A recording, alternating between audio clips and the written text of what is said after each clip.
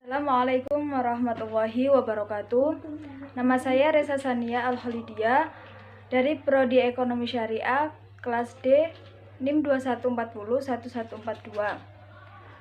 Saya akan menjelaskan tentang bab urf untuk memenuhi tugas UAS oleh dosen pengampu Bu Nilda.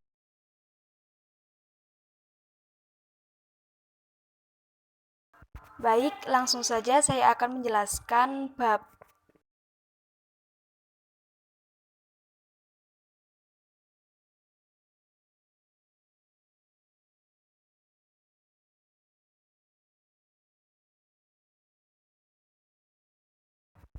Pengertian urf. Secara etimologi, urf berasal dari kata arafa ya'rifu, sering diartikan dengan al-ma'ruf, dengan arti sesuatu yang dikenal atau berarti yang baik.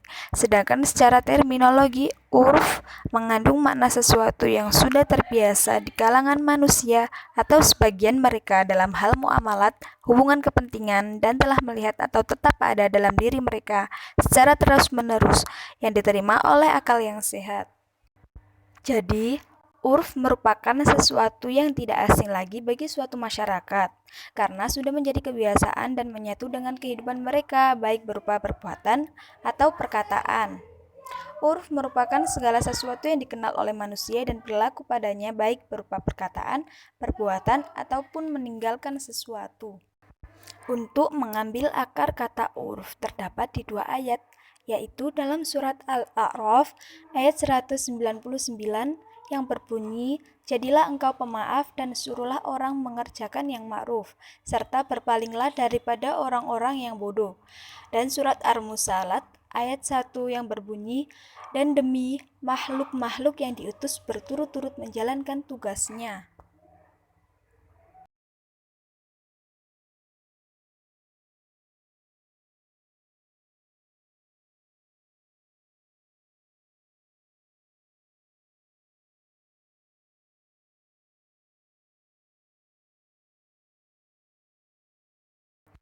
Dasar hukum urf.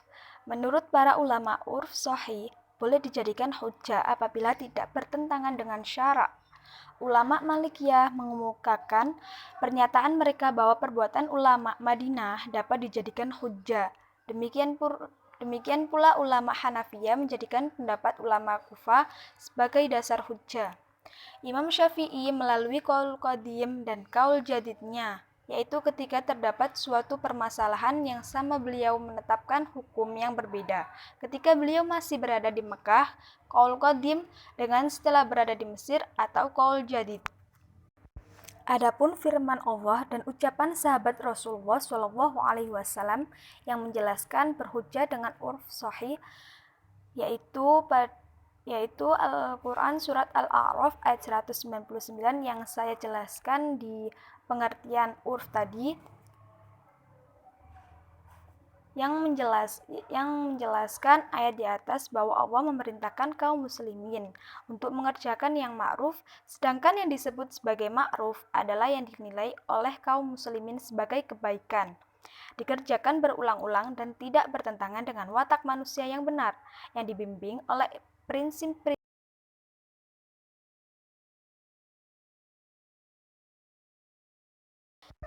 Selanjutnya, untuk macam-macam urf. Urf baik berupa perbuatan maupun perkataan, seperti dikemukakan Abdul Karim Zaidan, terbagi menjadi dua macam, yaitu al-urf al-am, adat kebiasaan umum. Yang dimaksud dari adat kebiasaan umum yaitu bentuk pekerjaan yang sudah berlaku menyeluruh dan tidak mengenal batas waktu, pergantian generasi, atau letak geografis. Tradisi jenis ini bersifat lintas batas, lintas cakupan, dan lintas zaman. Contohnya adalah memasak dengan kompor, penumpang angkutan umum yang bercampur antara laki-laki dan perempuan. Yang kedua, al-urf al-khas atau adat kebiasaan khusus. Yang dimaksud dari adat kebiasaan khusus yaitu suatu kebiasaan yang berlaku golongan tertentu dan tidak tampak pada golongan lainnya. Urf khas ini termasuk urf yang dapat berubah dan berbeda karena perbedaan tempat dan waktu. Contohnya adalah pedagang menetapkan hutangnya dengan menuliskannya dalam daftar khusus tanpa saksi.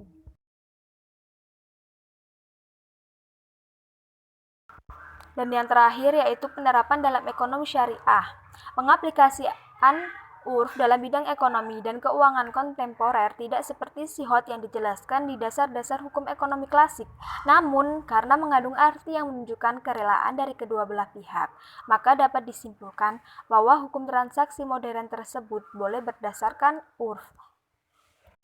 Urf telah terbukti dapat dijadikan sebagai dasar hukum untuk mencari tolak ukur kesamaan antara aktivitas ekonomi yang berkembang di masyarakat dengan prinsip-prinsip ekonomi Islam, dan terbukti mempunyai tolak ukur kesamaan yang sangat nyata. Karena urf merupakan segala sesuatu yang sudah tidak asing lagi bagi masyarakat dan menjadi kebiasaan atau budaya, seperti keyakinan budaya atau mitos, perkataan, dan perbuatan masyarakat setempat.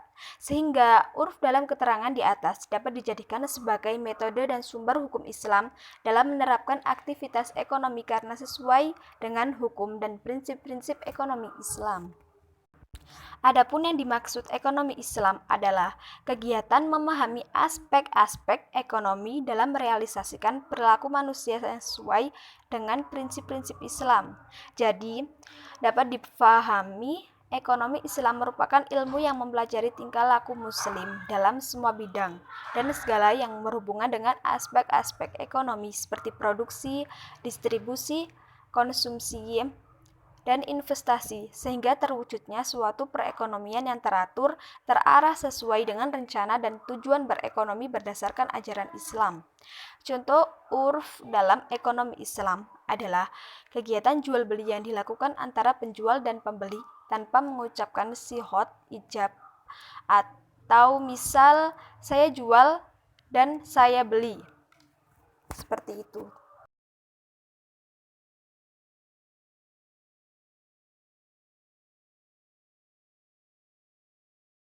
Sekian dari saya, apabila ada kurang lebihnya saya mohon maaf sebesar-besarnya.